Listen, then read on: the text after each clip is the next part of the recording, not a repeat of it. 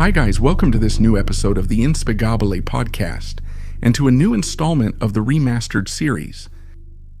The history of humanity is filled with extraordinary scientific discoveries that have led to unprecedented progress. However, behind some of them lie terrible experiments that, in certain cases, brought to the surface some truly chilling characteristics of human beings, and in other cases, in Franzaraletica, surpassing any boundary of moral order. I'm not talking about the cruel experiments conducted by the Nazis or Japanese doctors during World War II.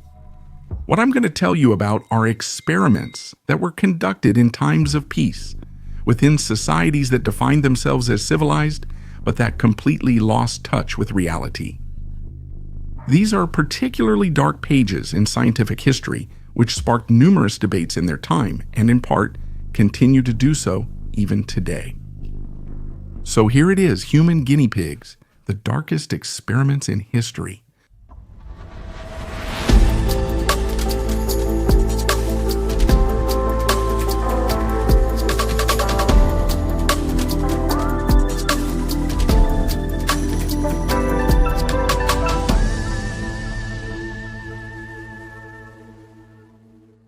The Milgram Experiment.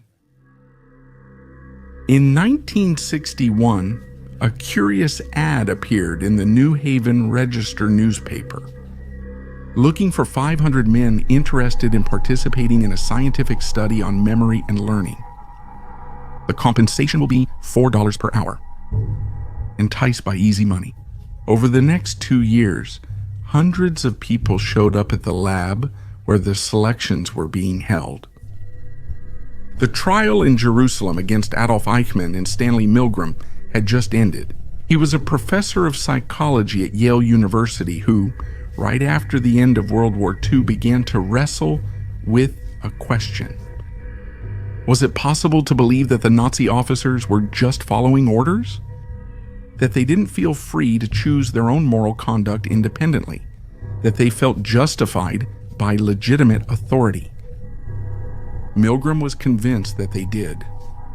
In fact, according to him, anyone under the direction of an authority figure would be capable of obeying any order given to them, including orders to harm others. And that's where the experiment comes in. The experiment required a volunteer, assigned the role of teacher, to read pairs of words aloud. Meanwhile, another person who played the role of the interviewed student was supposed to memorize them in the correct order. The volunteer, designated as the teacher, was seated in front of the control panel of a power generator. It was made up of 30 switches, each of which delivered an electric shock of different intensity. From 15 volts, which was very mild, up to 450 volts, which was potentially lethal. He was told that the student he was about to interview was in an adjacent room, sitting on a chair, with 2 electrodes attached to his wrists, through which he would receive the shocks. In case of a mistake, the volunteer would not be able to see him, but only hear him.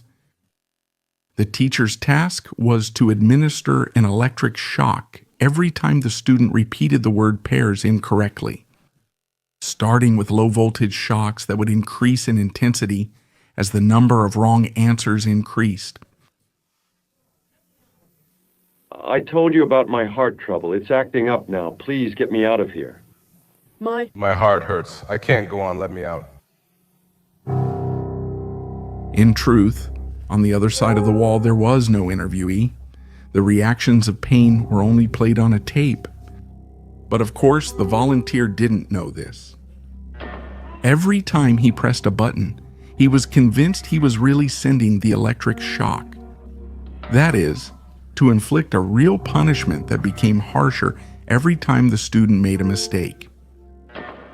The experimenter, who represented the authority figure, also had the task of strongly urging the teacher to complete the experiment. With phrases like, "The experiment requires that you continue," "It is absolutely necessary that you continue," or "You have no other choice but to proceed." Many participants, upset by what they were being ordered to do, asked to stop the test and refused to go any further.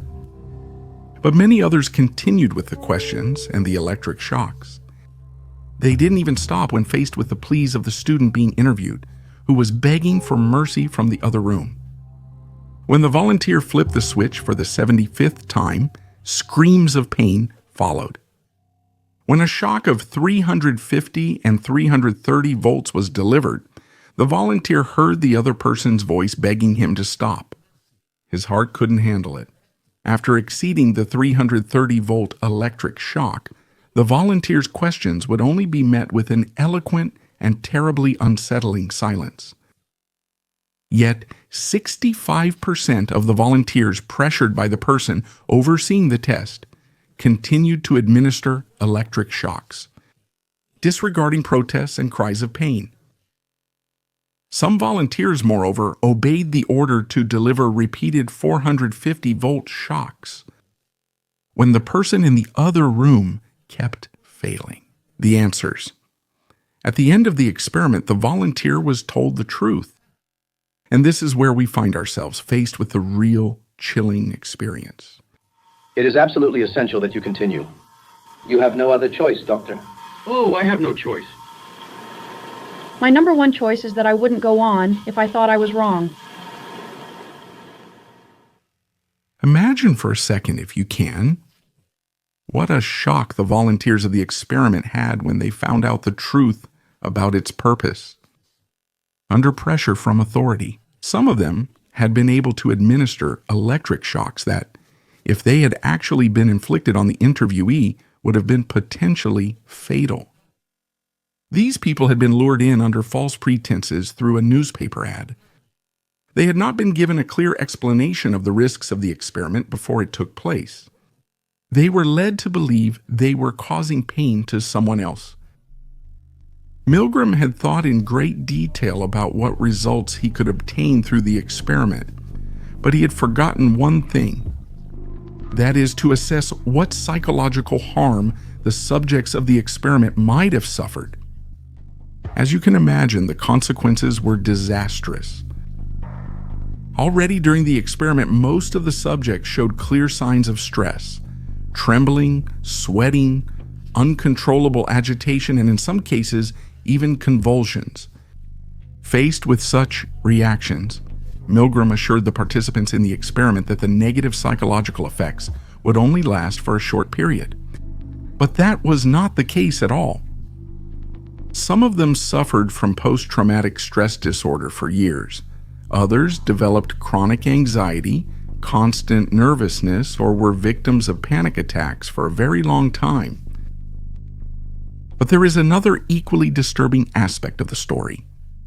Psychiatrists, psychologists, and researchers who have attempted similar experiments in recent years, even though with less chilling methods, have obtained results not very different from those reached by Milgram. That is, a very high percentage of people even today show a tendency to submit with blind obedience to authority figures, to follow their orders, even when those orders conflict with their own personal values. Isn't this, after all, perhaps the most chilling aspect of the whole matter?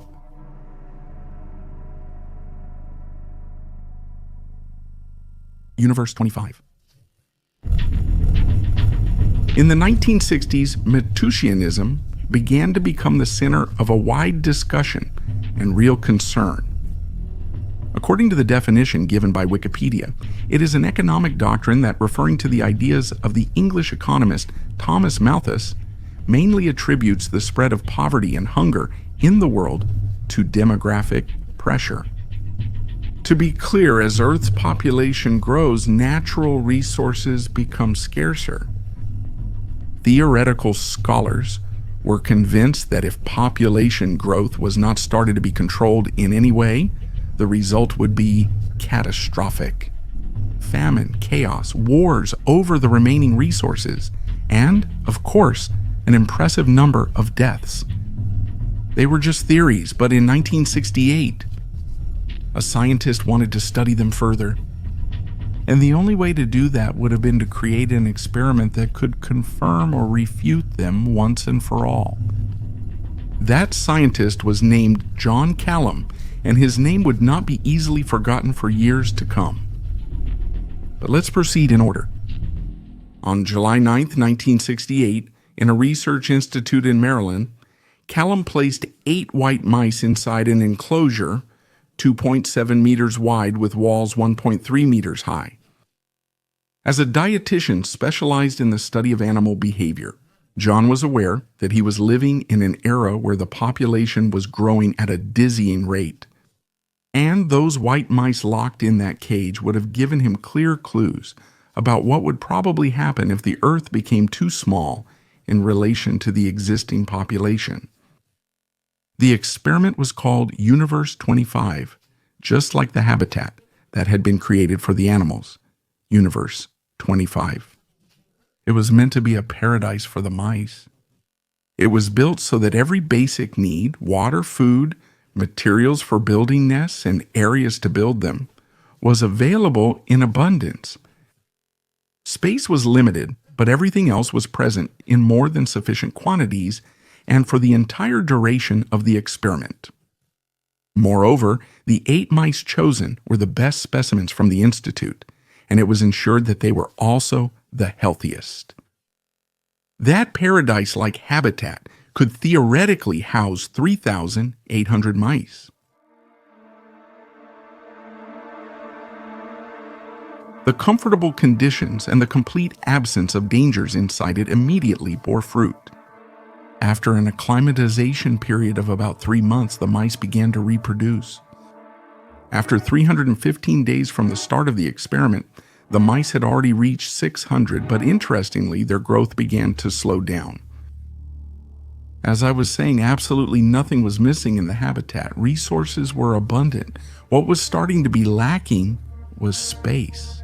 The need for more living space directly caused the first unusual behaviors in the test subjects.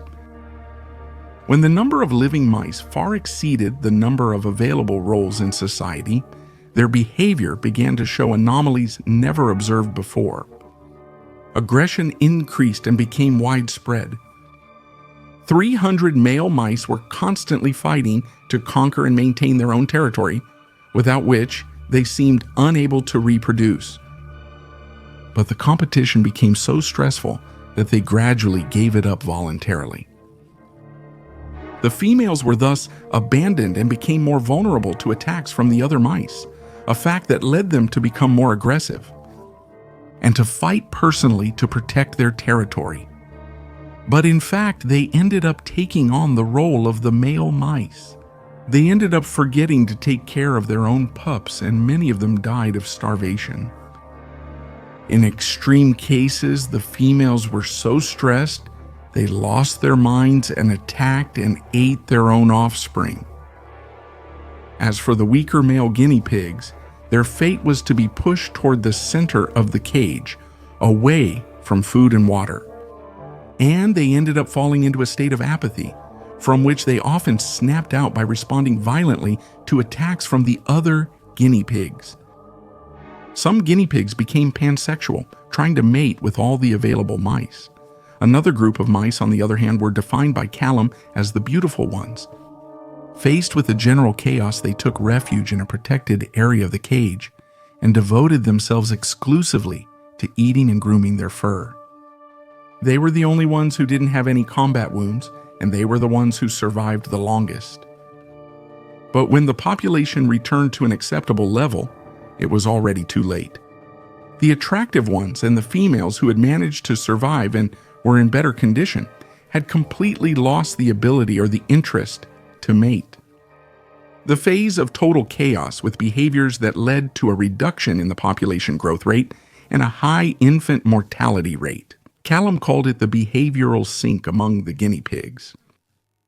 The collapse of Universe 25's society was now imminent, and 5 years after the start of the experiment, the last mouse inside Universe 25 passed away.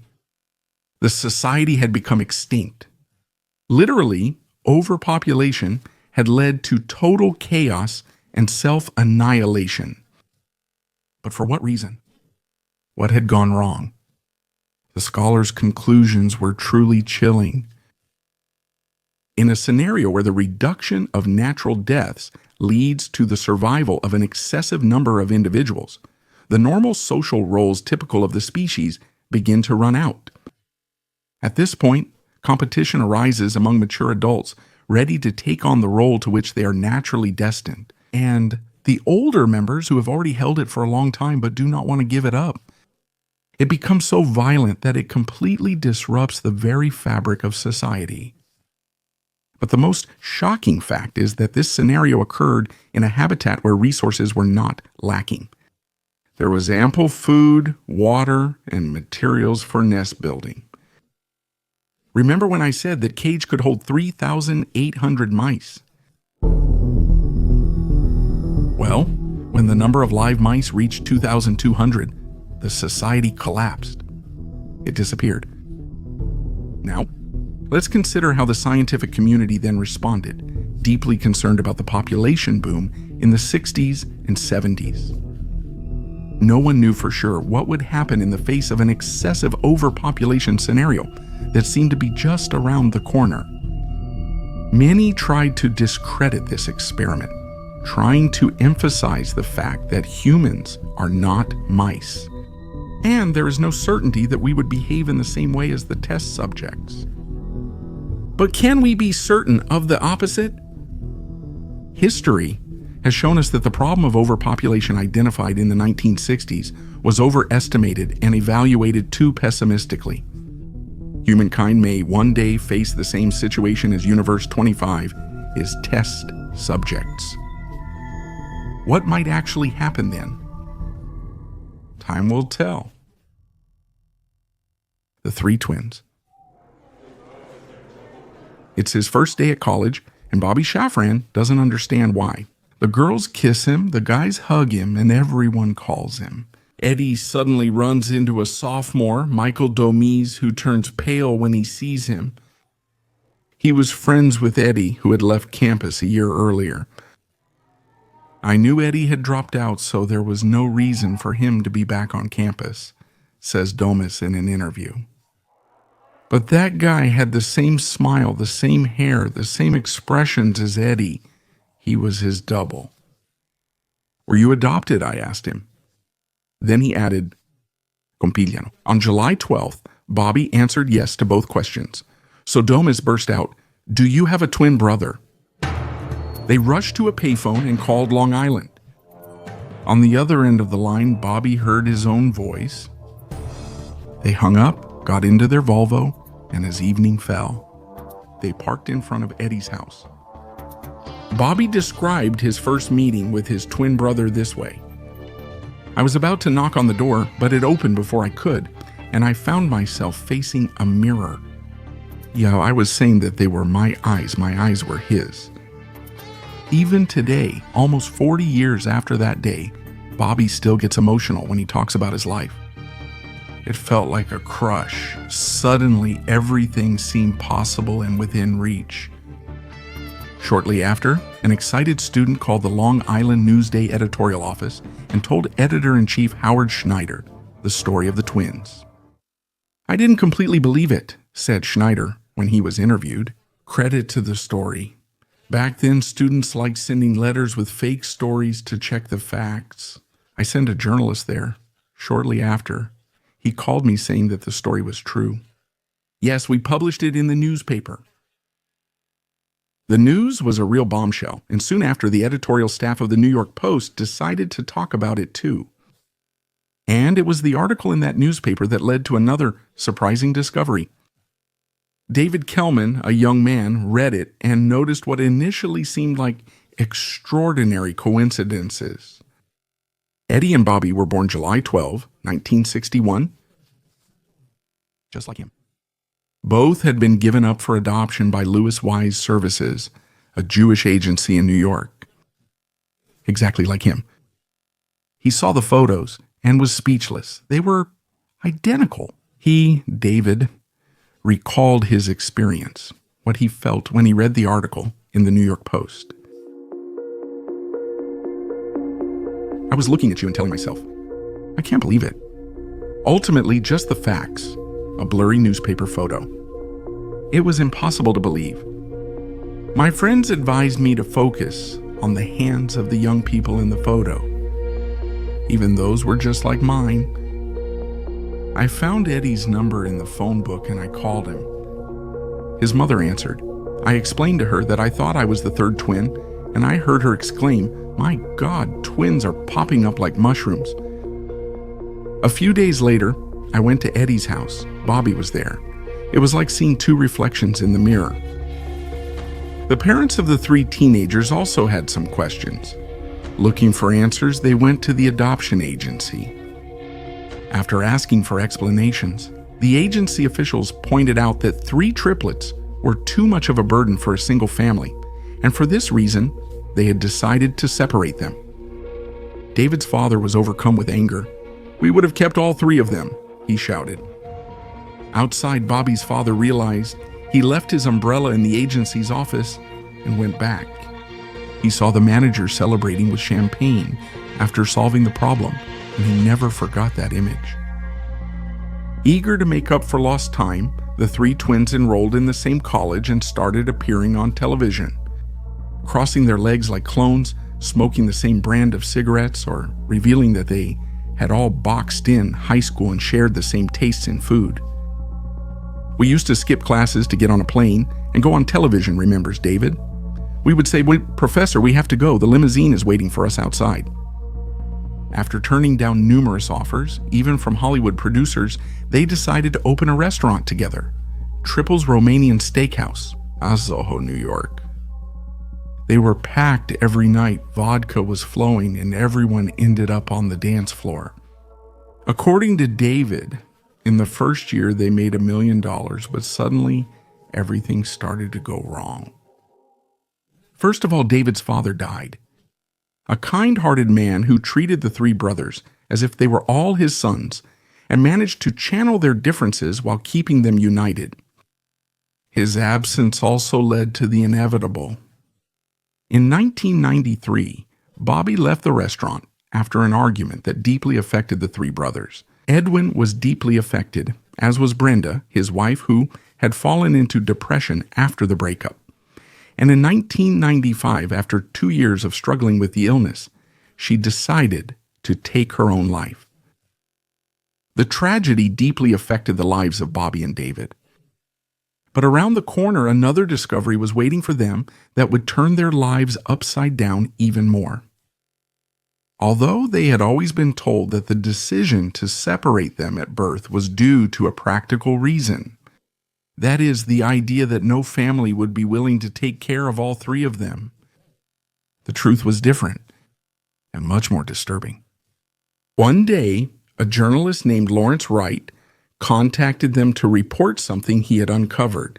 As part of research conducted on a New York psychiatrist named Peter Neubauer, Neubauer had developed a great interest in the study of twins. His research apparently lacked a valid scientific basis. This led him to the belief that twins lived better when separated, and that excessive closeness between them could cause emotional and even intellectual problems.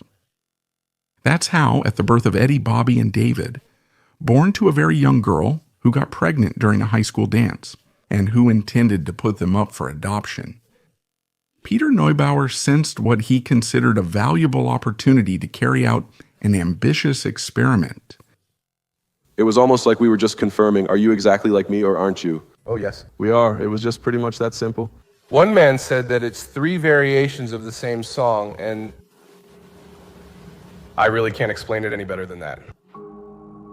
In 1875, Sir Francis Galton, the founder of behavioral genetics, argued that the study of identical siblings raised in different environments and without contact with each other.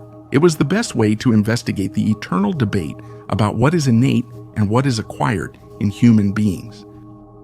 From a scientific point of view, nothing was more appealing than placing twins in different families and studying them as they grew up. The research in this sense would have been revolutionary. Neubauer was already consulting for the agency that managed the triplets case.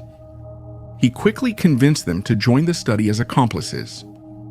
The twins were adopted by different families who were never informed of the existence of their siblings. But the worst part is that throughout the entire experiment, Neubauer would visit them regularly for study purposes. David's recollection of those visits was described this way. A man and a girl would come to the house. They had me fill out questionnaires and tests, and they filmed me while I rode a bicycle or bounced a ball. For one day each year, I was the center of attention. And if I considered that I was in the company of a beautiful girl, well, that was the best. But there was an even darker side to it. 2 years before the arrival of the 3 twins, Neubauer had convinced the families who would take care of them to welcome an older girl. She was sent there for one reason only, to study the brother who would arrive. In short, the psychiatrist used the twins as simple lab rats, all in the name of science. He thought that everything should have been allowed. For example, he didn't care that Bobby had lost sight in one eye because of his amblyopia, a disorder that David had also suffered from, but he had avoided the worst consequences. This was because David's adoptive father hadn't given in to the idea that it was an incurable disease. After seeing 10 specialists, he finally found one who operated and solved the problem. Basically, Neubauer knew of a way to treat Bobby's disorder, but he let him suffer and allowed him to lose his sight just to keep studying him undisturbed. But this was just one of the morally questionable things that Neubauer allowed in the name of his scientific interest. Bobby stated in an interview, "My teenage years were a real hell. I constantly felt like something was missing in my life." His parents sent him to several psychologists, and eventually he entered a school for troubled students. Neubauer was always alert, but he observed in silence. They knew everything, but they never bothered to explain that there were factors that could have helped to understand my problems, said Bobby. This was just to avoid jeopardizing the crazy experiment they'd been running for years. Peter Neubauer died in 2008 before the twins could ask for explanations.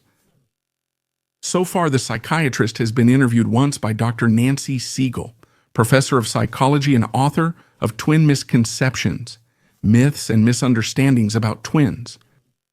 And even on that occasion, he did not show the slightest hint of remorse for what he did.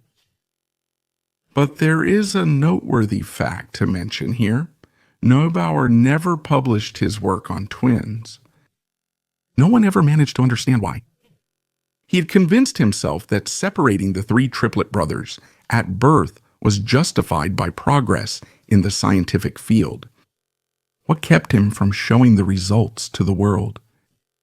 Maybe it's fear of attracting the wrong people's dislike.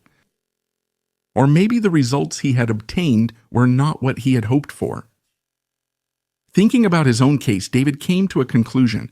Not everything is innate in human beings. According to him, it is the result of a combination of factors. For example, he said he developed certain defense mechanisms thanks to the support of his family. But there seems to be something that connects twin brothers, something that goes beyond what science is able to explain, even today. As a child, even Bobby had the feeling that something was missing in his life. Rationally, there was no reason for it. And yet, each of them kept deep inside themselves the conviction that something important had been taken away from them. The case of the 3 twin brothers was another example of scientific abuse of power. It's a far more terrible experiment than it first seems. What if an invisible thread really connects twin brothers? Tearing it apart by force in an act that could be considered against nature is not only highly questionable from an ethical point of view, but also deeply cruel. And here, guys, I'll wrap up this episode of the podcast, but I'm leaving it kind of open-ended. Why? In one of the upcoming episodes, I'll bring you a second part on this topic, where I'll talk about 3 more extremely cruel experiments that show an even darker side of science. In the meantime, though, what do you think about the experiments I talked about in this first part? Which one impressed you? Which one struck you or made you the angriest? Let me know in a comment. The Inexplicable Podcast is an original series, created, written, and hosted by Luca Parella. Production, editing, and sound design by Matteo Alessandro. Follow it on YouTube and on all podcast music platforms.